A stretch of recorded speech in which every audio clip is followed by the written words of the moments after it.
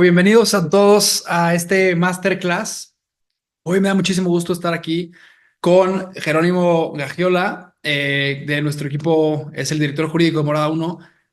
Muchos ya me conocen, si no me presento, yo soy Santiago Morales, fundador y CEO de Morada Uno. Este espacio lo hicimos precisamente porque había mucho cuestionamiento, muchas preguntas más técnicas que queríamos poder explicar para la audiencia, principalmente los usuarios inmobiliarios, pero muchas veces también directamente a un propietario, a un inquilino.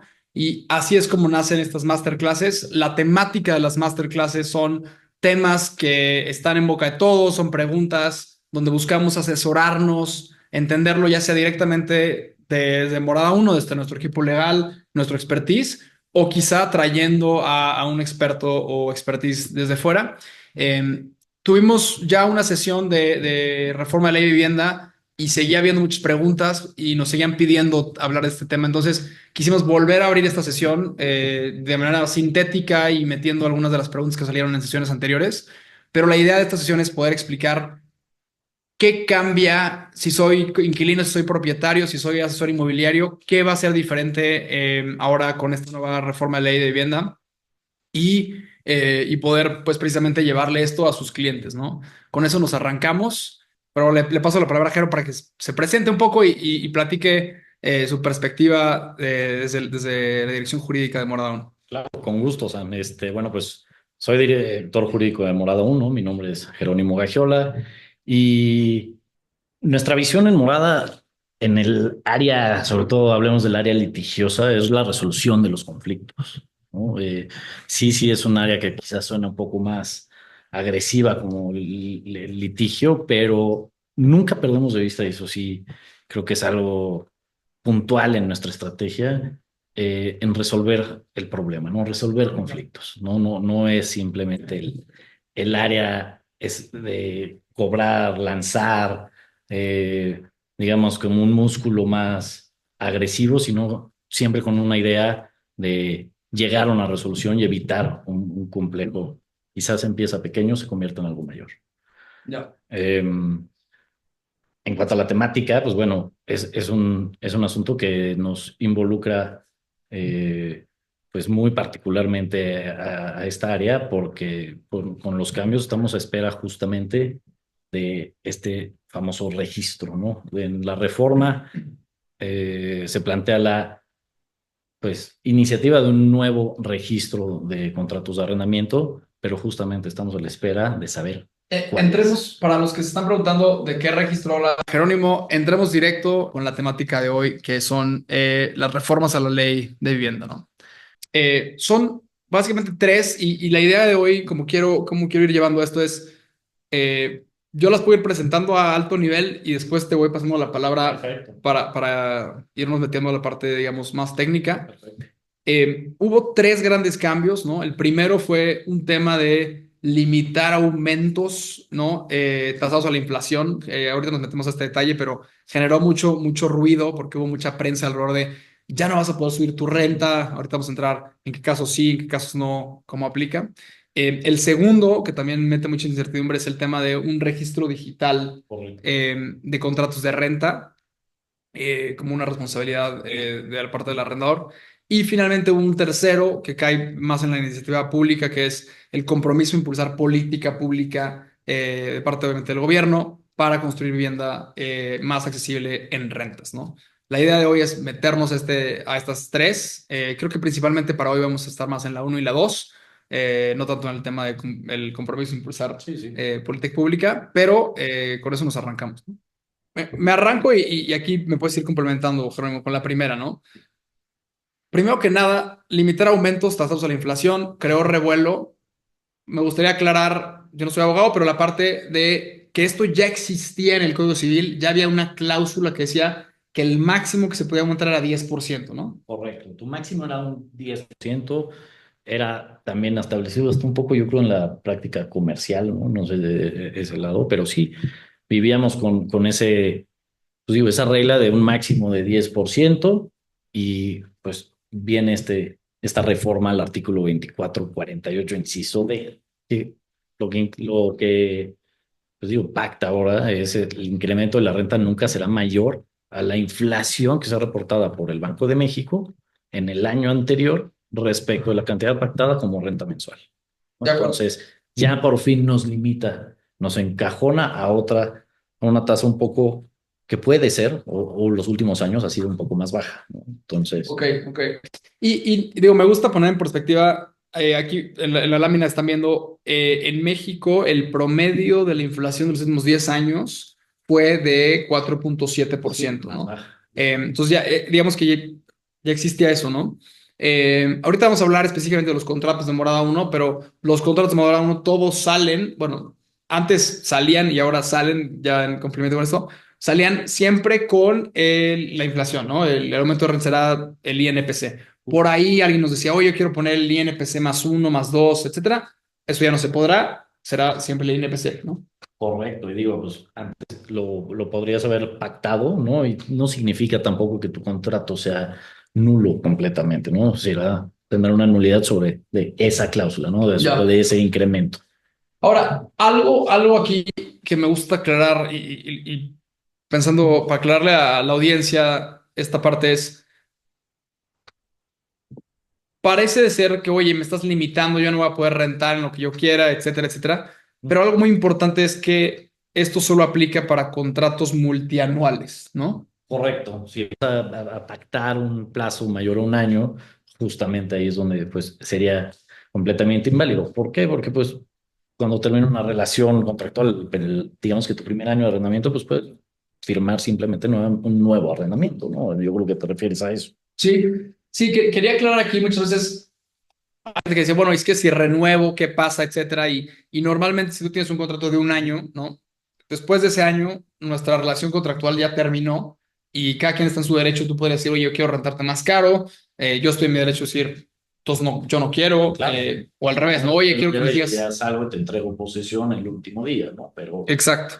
Esto lo queríamos aclarar porque muchos de los contratos o la mayoría de los contratos en México son de un año, correcto, lo que quiere decir que esta reforma realmente no va a impactar a todos estos contratos, porque al finalizar ese año, cada quien, el propietario o el inquilino, pueden decidir si continúan, ¿no? En un nuevo contrato, un nuevo acuerdo entre partes, y no, eso no estaría limitado por ningún máximo, etcétera, ¿no? correcto. Entrando a la segunda parte que tuvo cambios, o la segunda regulación, crear un registro digital de contratos de renta. Platícanos un poco más, que eso Justo, también causó mucho revuelo. también es el que la reforma que me emociona de alguna manera por la especulación que genera, ¿no? El escenario en el que nos encontramos ahorita es, pues bueno, ¿y dónde está ese registro? ¿No? Un paso antes, si quieres, nada más para los que nos están escuchando, ¿qué dice? Bueno, pues Claro, el artículo para sí, empezar claro, con la reforma. la reforma fue al artículo 2448, inciso F, y señala que se establecerá un registro digital de contratos de arrendamiento de autorización inmediata a cargo del gobierno de la Ciudad de México. Y para efectos, el arrendador deberá registrar los contratos en un plazo no mayor a 30 días de celebrado el contrato, ¿no? Entonces, ¿qué significa? El arrendador tiene esta obligación en 30 días. Registrar su contrato de arrendamiento en un registro digital que habrá de la Ciudad de México. Importante también aclarar Ok, este punto, pero pues el escenario que tenemos ahorita es que todavía no sabemos, ¿no? No existe todavía ese registro. ok. Falta que sea Entonces, bueno, importante mencionar, todas estas reformas son para la Ciudad de México, ¿no? No correcto. aplican para el Estado de México, no aplican para otros estados, ¿no? Correcto, que también, pues digo, si eh, lo analizamos jurídicamente, pues en breve va a entrar en aplicación el código, pues, de civil y de procedimientos civiles para toda la nación. Ok.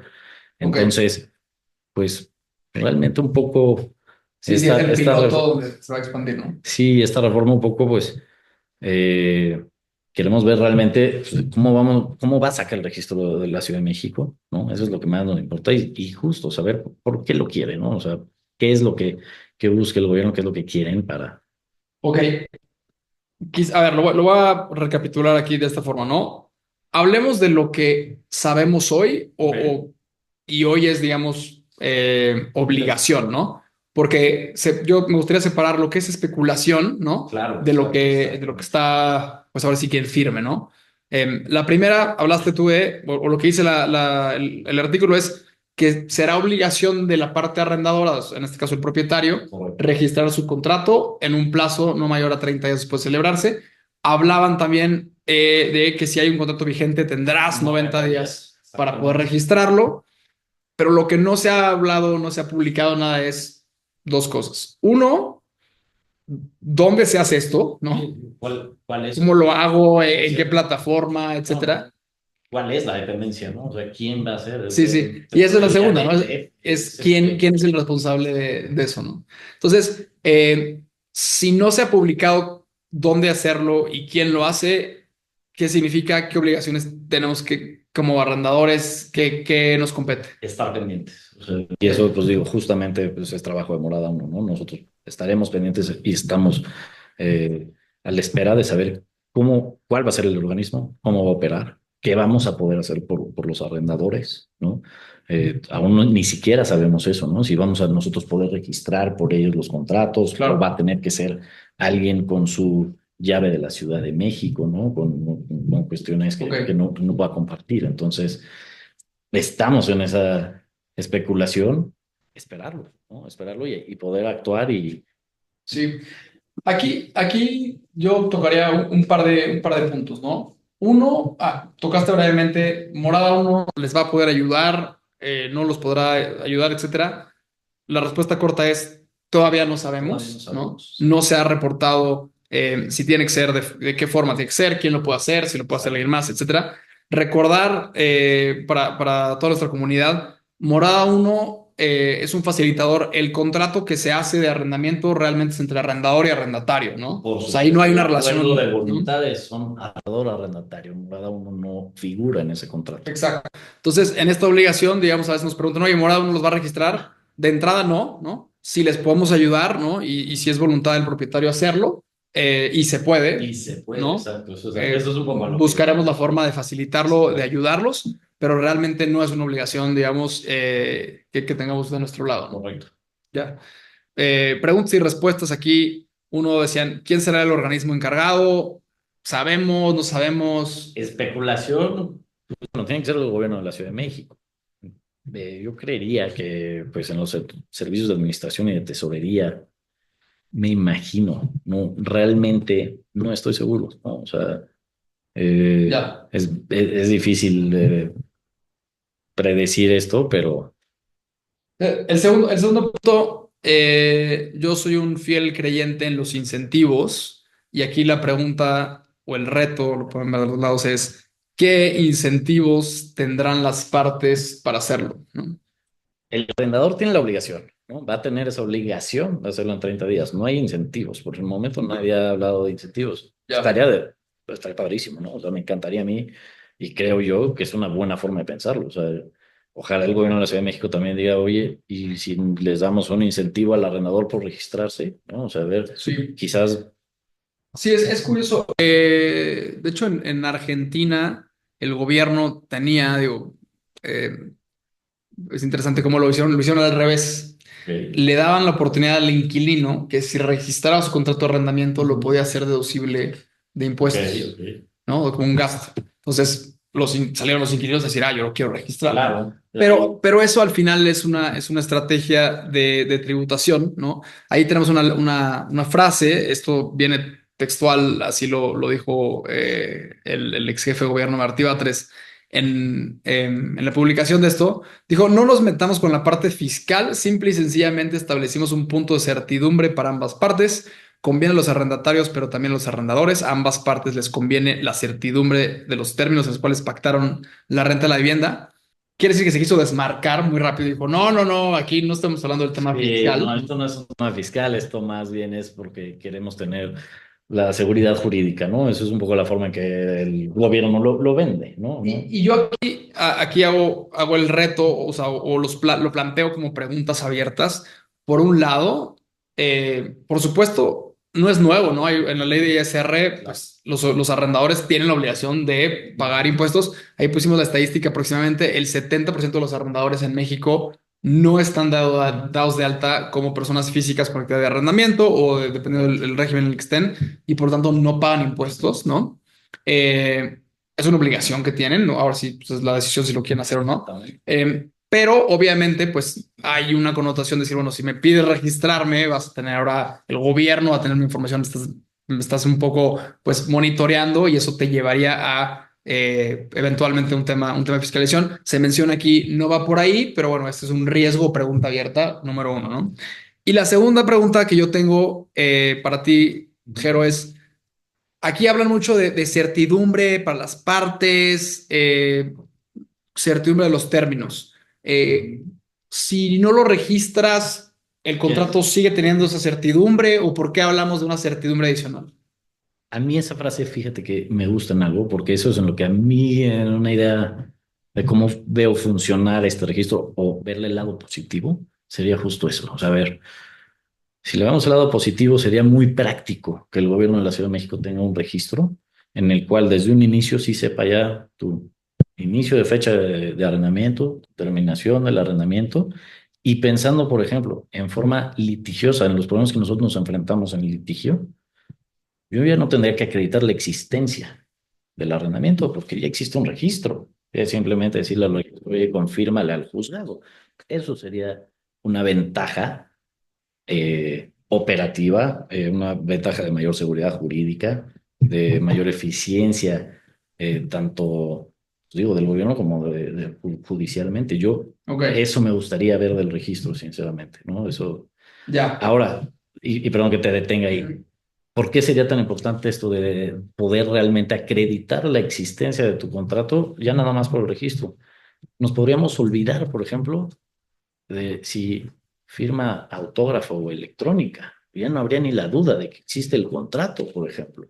Aunque ya haya sido registrado, Ya, olvídense de otro tipo de temas como para poder acreditar la existencia y validez del contrato, porque ya está registrado. ok. Entonces, podrían venir cosas buenas. Sí, sí, de acuerdo. Yo creo que también hay un tema donde pues el sistema judicial quizá a veces está saturado o es lento o no es tan eficiente.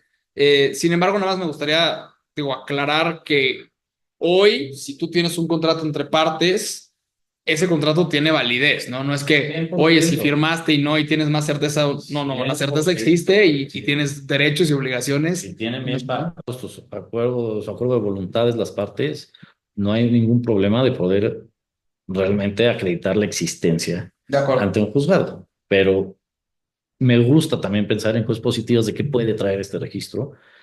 Una de esas podría ser eso. O sea, por ejemplo, ¿por qué no das un incentivo a quien se registre para una vía judicial distinta, por ejemplo? ¿No? O sea, Ok. que Sí, podamos sí, empezar a pensar exacto empezar. en que algo bueno nos traiga este registro. De acuerdo. Eh, nos preguntaban mucho, oye, esto se hizo, esta reforma a la ley, porque era desmedido el aumento que había.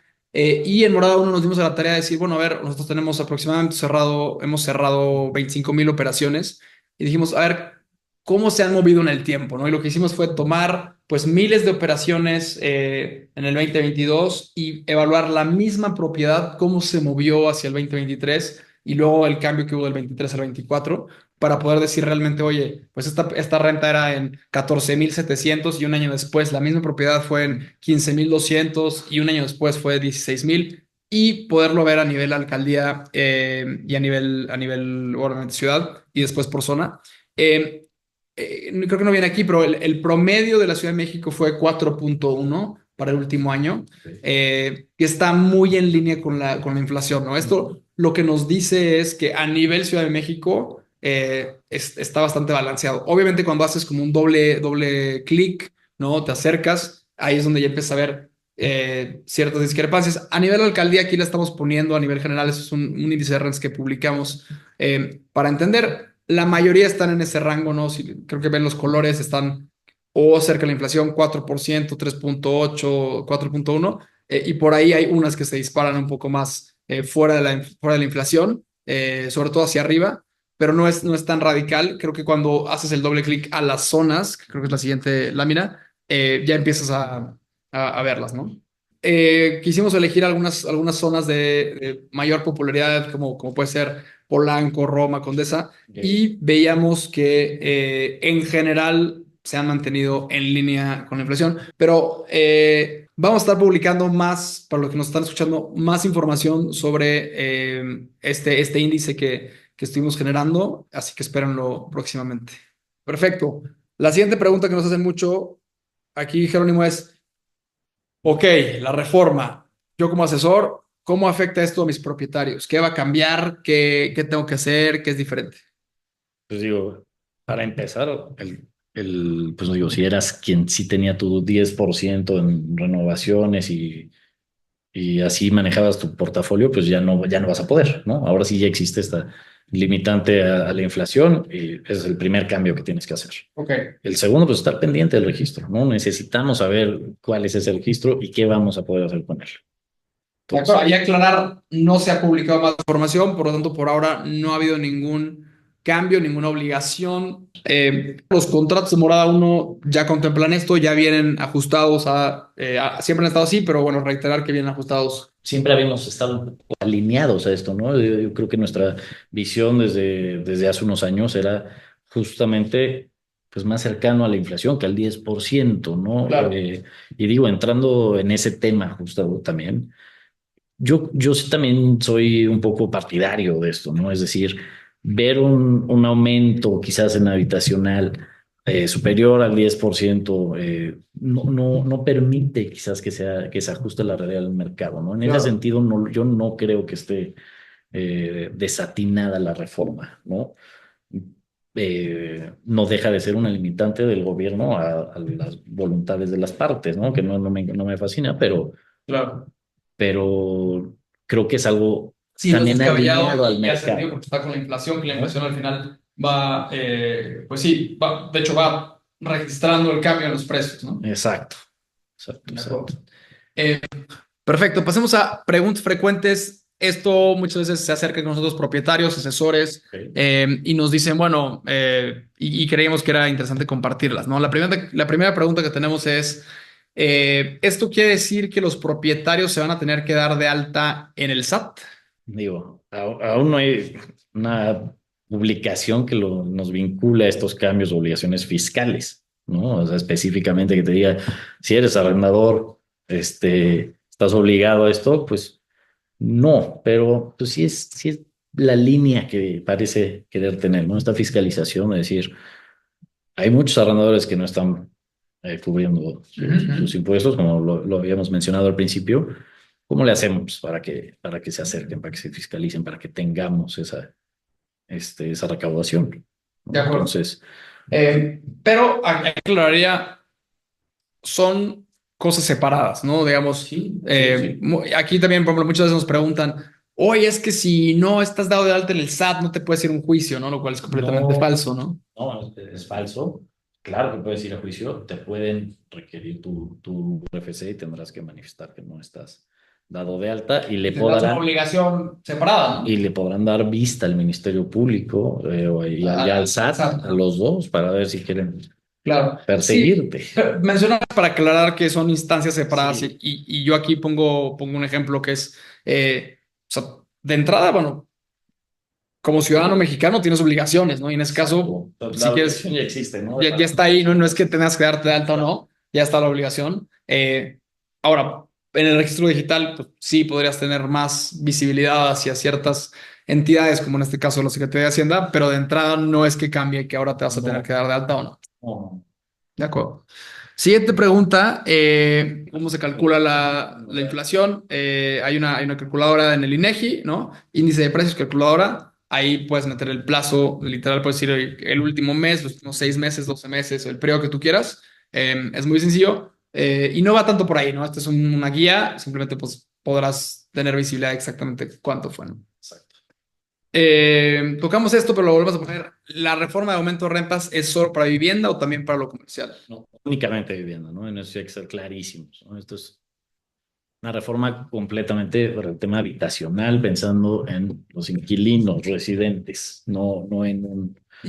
Y hay, para el que pueda hacer esta pregunta, pero ¿cómo determinas si es residencial, si es comercial, si es perdón, de oficinas? ¿Es en el objeto? ¿Es en dónde cambia eso? En el objeto y en el uso que se le da, en la actividad